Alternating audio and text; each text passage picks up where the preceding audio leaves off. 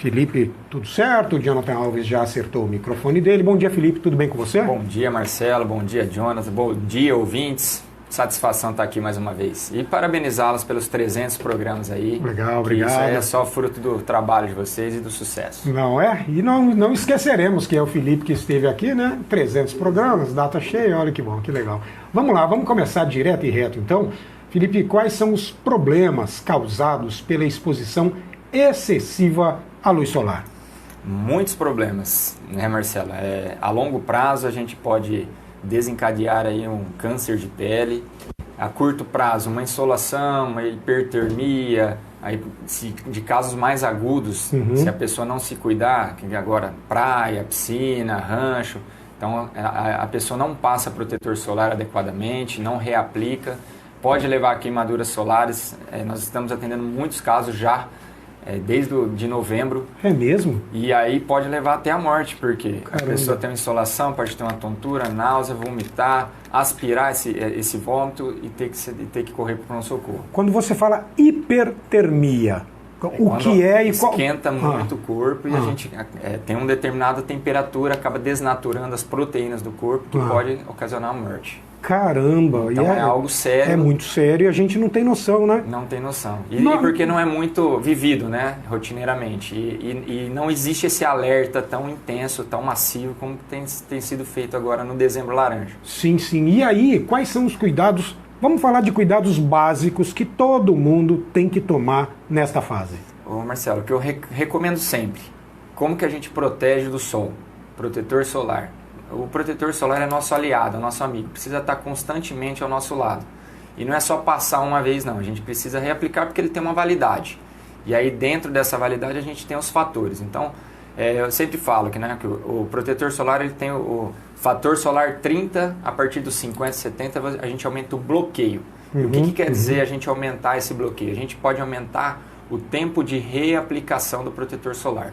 Então, por exemplo, uma pessoa exposta ao sol que trabalha diariamente ao sol, se ela usa um protetor 30, com o calor, com o suor, vai perdendo o seu efeito. Então é necessário que ela reaplique de 2 em 2 horas, 3 em 3 horas. Perfeito. Se você tem um bloqueio maior, 50, fator 70, você pode espalhar um pouquinho mais. 3 em 3 horas, 4 em 4 horas. Entendi. Certo? As pessoas que trabalham aqui dentro de escritórios, com computador, com lâmpada, também é necessário o uso do protetor solar. Também? Viu, Marcelo? Agora vamos cuidar de vocês aqui. Caramba, não sabia disso. Primeira vez que eu ouço. Por quê? A gente tem essa luz visível, a radiação visível. Então ela começa a manchar, começa a dar ruguinha, linhazinha. Então, envelhecimento precoce. E qual é o ideal? As pessoas sempre falam, doutor, qual que é o protetor ideal para mim? Então depende. Depende do quê? Do nosso tipo de pele. Então a gente tem uma pele oleosa, uma pele mais seca, uma pele mista. A gente tem diferentes tonalidades de cor de pele. Então assim, as pessoas que trabalham em escritório, a gente recomenda fazer o uso do protetor com cor. Então hoje tem um leque muito grande de todas as tonalidades de cor. Por quê com cor? Porque a cor protege dessa luz visível. Então você vai ter o bloqueio, a proteção do protetor solar acrescido dessa coloração que vai te proteger dessas luzes. Vivendo e aprendendo, Jonathan Alves. O Jonathan, quando você ainda estava aguardando para a entrevista, Felipe, me permita chamá-lo de você. Claro. O Jonathan estava com uma dúvida em relação a rosto.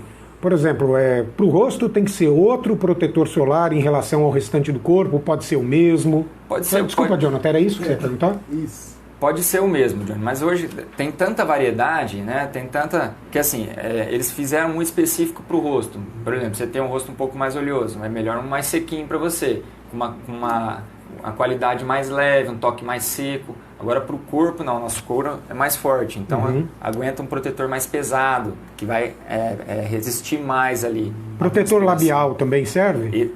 Nossa, ótima pergunta. O que está aparecendo no consultório de casos de câncer no lábio? Sério? É sério. Caramba. E um outro... Seria manteiga de cacau, uma coisa assim? A manteiga de cacau é um hidratante, né? Hidratante. E hoje também eles já desenvolveram um hidratante com protetor solar, que é importante você passar pelo menos 2, 3 vezes, até porque agora em dezembro o tempo está muito mais seco. Sim. E aí já tem uma rachadura natural dos lábios, né? E um outro ponto que eu quero deixar para frisar aqui para os ouvintes é para não esquecer a aplicação atrás da orelha. Atrás da orelha. Também muitos casos de câncer de pele atrás da orelha. Olha, cara. Porque a pessoa passa no rosto, passa no... E não passa na orelha. E esquece da orelha, atrás. Pode até passar na frente, mas atrás ela esquece. Atrás. Você acredita? Então, e a historinha é sempre a mesma, Marcelo. Tomei uma picadinha, ou passou algum bichinho, a hora que vai ver isso aí vai passando 6 meses, 1 ano, e a lesão vai crescendo. E aí, às vezes, tem que até cortar a orelha fora. Meu Deus do céu, o Jonathan até assustou agora, e ele que pelo jeito não passa. O Jonathan, vamos lá. Jonathan, conta como é que é a sua rotina quando você vem em volta para casa em Birigui? Olha, eu de moto, então eu sempre passo um protetor, quando eu não venho de camiseta, no caso de frio, né? Então eu passo protetor nos braços, e aí quando eu vou para volta para Birigui eu passo outro, mas eu fico com esse negócio de não passar no rosto. Como eu ando de capacete, eu esqueço, então eu passo... Ele vem sempre de jaqueta e tal, sim. Mas a pergunta é, tem muita gente que trabalha o dia todo aí correndo para cima para baixo, de moto, de bicicleta, enfim, ou mesmo andando a pé, e mão, rosto e proteção com manga comprida. Tem que ter também, o tecido tem que ser protetor contra UV. Alguma coisa assim. Sim. Nós fizemos um adendo aqui, vamos voltar naquela pergunta inicial. Então, como que a gente protege, além do protetor solar? Hoje em dia já tem essas camisas que tem fator de proteção solar, tem os manguitos, para quem anda. Sim, corre. Só para o Baias. Tem a luvinha também, o UVB, UVA, que protege, né? E é importante o quê, Jonathan? Você sempre que for sair ao sol, você reaplicar o protetor. Então, assim, mas a pessoa fala, não, mas eu já uso a manga comprida. Só que passa a radiação. Se você tiver uma película a mais no seu corpo de proteção, é muito melhor. Porque a gente não vê a radiação, né? Então, o que você deve fazer? Evitar o sol depois das 10 da manhã e antes das 4 da tarde. Então esse períodozinho, porque é o pico da radiação. Então das 10 às 4, se puder evitar exercício, puder evitar o sol, é importante. Então sempre sair. Chapéu, boné, óculos de sol, também está tendo muitos casos de câncer nos olhos. Olha isso. Tá? E aí proteger. Bastante líquido, eu sei que você está bebeu 10 copinhos de água agora. Aqui é assim, é isso aí. Sim. E proteger, cara. Hoje em dia tem informação, muita informação, então só não se cuida quem não quer. E isso serve, Felipe, para todo tipo de pele, para toda a tonalidade? Porque normalmente a gente fala que pessoas mais branquinhas, como você, como eu, a gente sai no sol e vira o pimentão, né?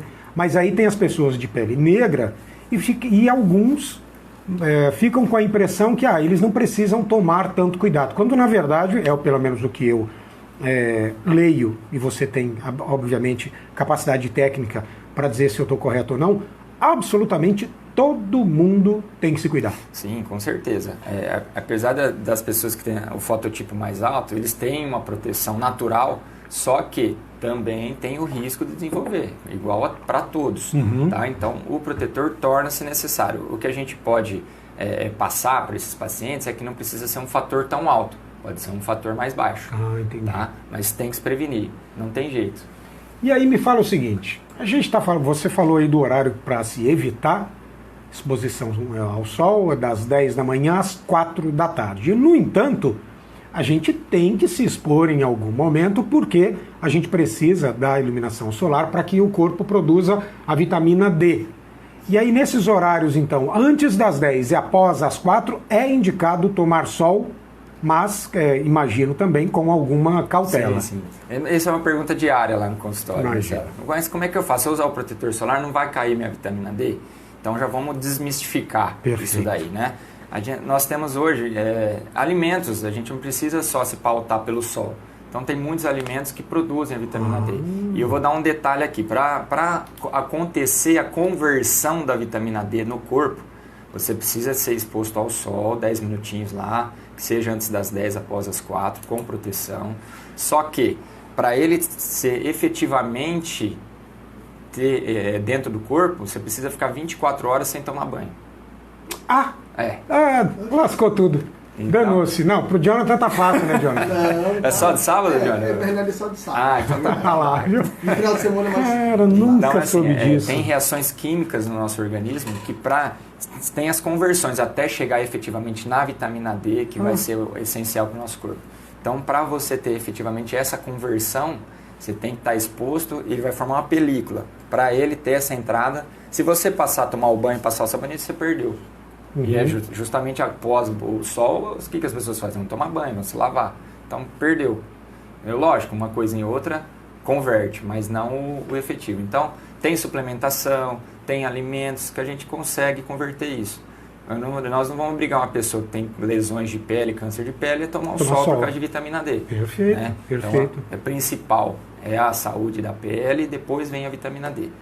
Ótimo. Ó, o pessoal está participando aqui, ó, a Tânia Bartman, que dia desses foi nossa entrevistada, inclusive, está nos parabenizando pelos 300 programas. Seu Edivaldo está falando aqui que está de boa, a Madalena Celoni também nos parabenizando pelos 300 programas. E o pessoal, Felipe, está me mandando perdão, mensagens pelo meu WhatsApp. E aí tem gente perguntando o seguinte, vamos lá, quer aproveitar que o doutor está aqui e fazer uma consulta. Então assim, olha, tem muita vitamina D, eu tomo, mas eu nunca sei se é 1.000, 7.000, 50.000. Aí ele diz o seguinte, que foi no médico, o médico falou, não, pode tomar uma por semana de 10.000. Aí ele vai na academia, o professor dele lá, o instrutor, fala, não, tem que tomar de 50.000 uma vez por semana. Varia de uma pessoa para outra, muito isso, dada aí as dosagens da vitamina D? É o seguinte, temos múltiplas escolas hoje e múltiplas trajetórias na medicina ou na parte da saúde. Então, assim, é muito variável. Então, o que nós nos pautamos? Por exames. Então, a pessoa vai fazer o exame, vai dosar a vitamina D e geralmente está em déficit. A maioria das pessoas tem um déficit mesmo, porque dificuldade de armazenamento, dificuldade de transferir isso que eu acabei de explicar. Às vezes o intestino é irregular, às vezes o fator emocional influencia. Então, é um conjunto de fatores, é muito amplo isso daí. Então, vai no médico. Tem linhagens diferentes, tem a medicina alternativa que prega uma coisa um pouco mais alta, tem a medicina tradicional que prega uma coisa um pouco mais baixa. Então vai depender do profissional que você está escolhendo e de acordo com o que você confia e por exames. Mas pode ter hipervitaminose de vitamina D? Com certeza, pode ter.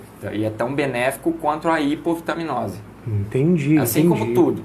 Se você tomar... Então o negócio não se automedir, não se vá no médico, porque tem exame, são exames periódicos. O cara estudou a vida inteira para isso, né? Não vai você pegar na farmácia e sair se entupindo de vitamina. Hoje em dia tem o Dr. Google aí, você colocou no Google. Rapaz, é complicado. A pessoa já chega às vezes tem uma pinta falando, doutor, eu vou morrer amanhã. Não, calma, não é assim. Vamos... Tem inteligência artificial para isso também, né? Então, não é? Diga, Jonathan. Olha, o Marcelo Javarez entrou agora aqui pelo nosso Instagram e mandou: a luz ambiente LED também faz mal, visto que ela não possui emissão UV?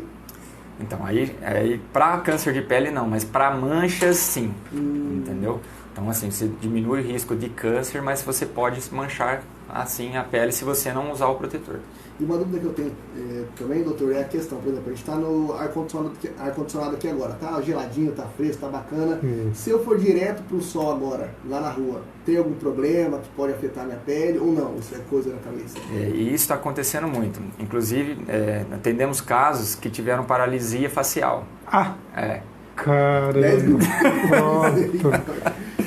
Então, assim, isso é uma conversa para um outro programa, mas vamos resumir para ser breve. Se você vai sair, nosso calor está muito intenso, está muito agudo. Demais. Nós estamos numa temperatura de 23, 22 graus. Nós vamos sair para uma de 42. Qual é o ideal?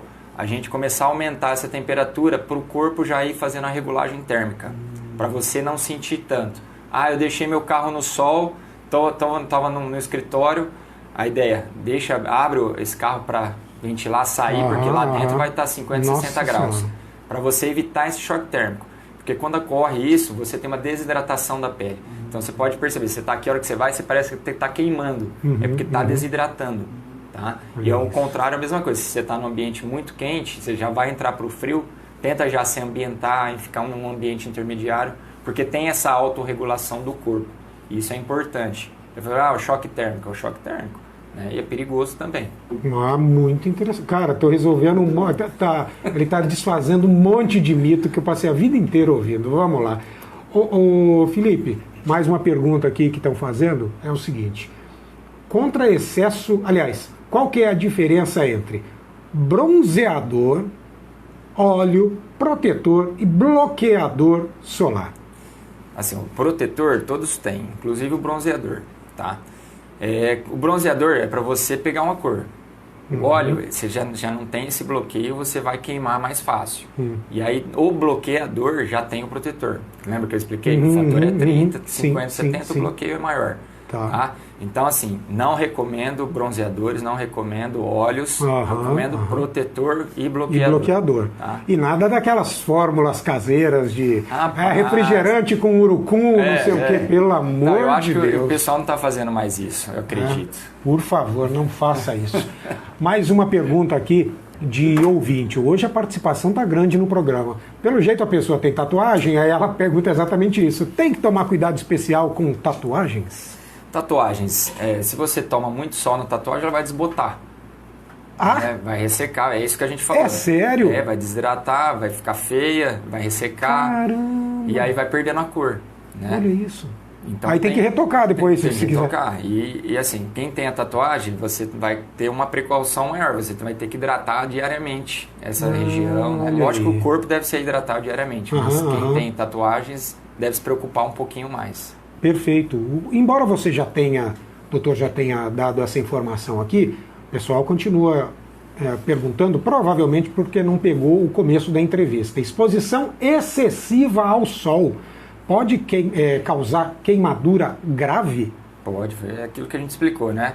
Pode causar queimadura grave. E um dado importante, quem tem crianças, se essa criança tem uma queimadura solar, tem uma insolação, ela pode ter de 2 a 3 vezes mais risco de ter um câncer de pele futuramente. Desculpa, repete para mim. Então, crianças que ficam expostas, que tiveram queimadura solar, insolação, correm o risco de desenvolver um câncer 2 a 3 vezes mais chances. Né? E outro dado importante, pacientes, as pessoas que têm parentes de primeiro grau que tiveram câncer de pele, esse risco aumenta para 50% de chances. Né? Entendi. Então, eu dei muitas palestras esse mês. E aí meu pai morreu de câncer de pele. Né? O tipo melanoma, que é o gravíssimo. Então, eu já tenho 50% de chance a mais. Né? Tanto é que eu fiz dermato por conta disso. Entendi. E assim, quem passa por isso, o sofrimento é muito grande. Então, por que a gente é um lutador para o uso do protetor solar? Porque a maneira de você evitar é o protetor. Né? Então, assim, a gente faz esporte, né, Marcelo? Corre e tal. Sim. Então, se a gente puder evitar esse sol, às vezes não tem jeito. 6 horas da manhã já está um sol. Mesmo de manhã, é interessante usar o protetor solar. Tá? Perfeito, perfeito. E aí também pergunta de ouvinte aqui. No caso de manchas na pele que não somem depois do verão. Bem, eu vou até fazer um adendo porque é meu caso. O que a pessoa deve fazer? Então é assim, eu que sou branco, eu noto que de tempos em tempos começam a aparecer umas pintas. E algumas delas, principalmente nas mãos, assim, elas vão aumentando. E normalmente, quando eu vou à praia, por exemplo, quando eu volto, aparece uma pinta nova. O que fazer nesses casos? Tenho que procurar o médico? É assim, Marcelo. Na dermata é tudo meio parecido, então tudo é mancha, né? O que acontece? Não mostra essa mão não, porque isso aí entrega a idade, tá? Mas é assim, nosso corpo ele é perfeito, ele quer defender a gente. Do quê? De radiação, por exemplo. Então você vai para a praia, vai para o rancho, fica na piscina. Lá a exposição solar é muito maior, a radiação muito maior. Então, conforme a gente vai sofrendo essa agressão, o nosso corpo tenta combater. E a maneira desse combate é a mancha. Por isso que a pessoa, eu nasci sem nada, 10 anos estou com pinta, 50 anos estou com 300 pintas. Porque o seu corpo está te defendendo. Só que aí a gente precisa ficar atento se essas manchas, essas pintas, estão se tornando algo mais sério. Então aí que entra a campanha do Dezembro Laranja, que eu vou explicar uma regrinha básica aqui que dá para todos fazerem. Vamos lá. Vamos pegar no domingo, de manhã acordei, fico lá sem roupa, vou olhar no espelho. Então essa regrinha básica, A, B, C, D e E. O que seria o A? Você tem uma pintinha redondinha lá. O A, assimetria. Se essa pintinha já não está mais redondinha, tá? Então é o primeiro sinal. B, bordas. Você vai analisar, essa pinta está com a borda crescendo para cima, lateral, tá? C, coloração. Então você todo dia vê uma pinta lá, de repente você olhou um dia, tá diferente, tá com outras cores. Já é uma indicação. D, diâmetro. O que seria o diâmetro? Se essa pinta já está maior que 6 milímetros. 6 milímetros. Então já é uma indicação. E E, a evolução. Então, evolução, como é que vai se tornar o aspecto, se essa pinta começou a sangrar. Então, não é porque também você tem alguma dessas características que vai ser câncer de pele. Mas já é uma indicação para você procurar um especialista, um profissional. Ele tem um microscopinho lá, a gente vai analisar o dermatoscópio. Se o profissional achar, tá estranha, tá suspeita, mandamos para a biópsia, faz a biópsia, tira um pedacinho dessa lesão, vai para a patologia e lá vai discriminar. É um câncer, não é uma ceratose. Então já vem o que é o problema. E qual é a indicação de periodicidade ou frequência para procurar um dermatologista? Se a pessoa tem mais de 200 pintas, indicação de 300, de 3 em 3 meses. 3 em 3 meses. Inclusive se essa pessoa já teve alguma lesão de pele. Tá? A pessoa tem menos de 200 pintas, mas ela está achando alguma coisa diferente, de 6 em 6 meses. A pessoa tem pouca pinta, uma vez por ano. Tá? Entendi. Então, uma vez ao ano é legal você passar num dermatologista, porque a gente tem coisas que a gente não consegue enxergar nas costas, por exemplo.